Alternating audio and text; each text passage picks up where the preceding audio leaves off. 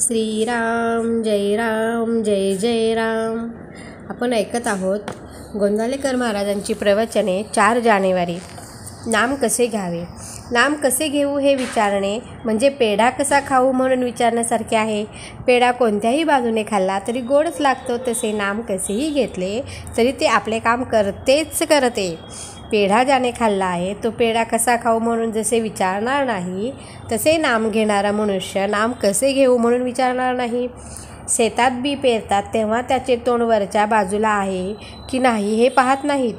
बी शेतात पडते तेव्हा ज्या तोंडातून मोड यायला असतो ते तोंड कोणत्या तरी एका बाजूला खाली किंवा वरही असू शकेल, पण जेव्हा मोड बाहेर पडतो तेव्हा त्याची दिशा मुळात कोणत्याही बाजूला असली तरी तो वळण घेऊन जमिनीवरतून वरच येतो.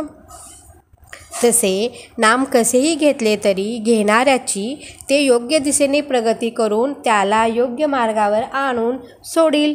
म्हणून कसेही करून नाम घ्यावे. नाम घेताना कोणती बैठक असावी किंवा कोणते आसन घालावे हा प्रश्न म्हणजे श्वास घेताना कशी बैठक असावी असे विचारण्यासारखं आहे.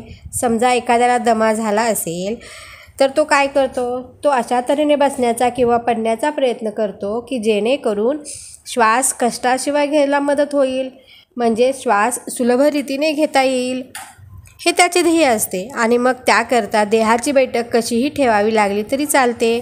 श्वास विनाकष्ट चालू ठेवणे हे जसे त्याचे ध्येय असते तसे नाम अखंड कसे चालेल हे आपले ध्येय ठेवावे आणि त्याला मदत होईल, व्यत्यय येणार नाही अशा तऱ्हेची कोणतीही बैठक असावी.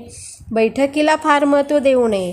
समजा आपण पद्मासन घालून नामस्मरणात बसलो आणि काही वेळाने पाठीला कळ लागली तर आपले लक्ष नामापेक्षा देहाकडे लागेल, म्हणजे नाम घेता घेता देहाचा विसर पडण्याऐवजी देहाची स्मृती वाढल्यासारखी होईल की नाही. म्हणून नामस्मरणात खंड न व्हावा हे ध्येय ठेवून त्याला अनुकूल अशी ज्याच्या त्याच्या प्रकृती धर्माप्रमाणे कोणतीही बैठक ठेवावी. भगवंताच्या नामाला शरीराचे कसलेही बंधन नाही, हेच तर नामाचे महात्म्य आहे. मनुष्याच्या कोणत्याही अवस्थेमध्ये भगवंताचे स्मरण सहज ठेवता येण्यासारखे एकच साधन आहे आणि ते म्हणजे नाम होय.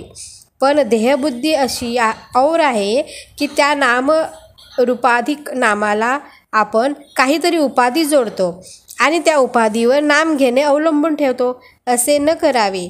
इतर उपाधी सुखदुःख उत्पन्न करतील, पण नाम निरुपाधिक आनंद देईल. शुद्ध भावनेत आणि निष्ठेत खरे समाधान आहे. ही निष्ठा अनुसंधानाने उत्पन्न होते. श्रीराम.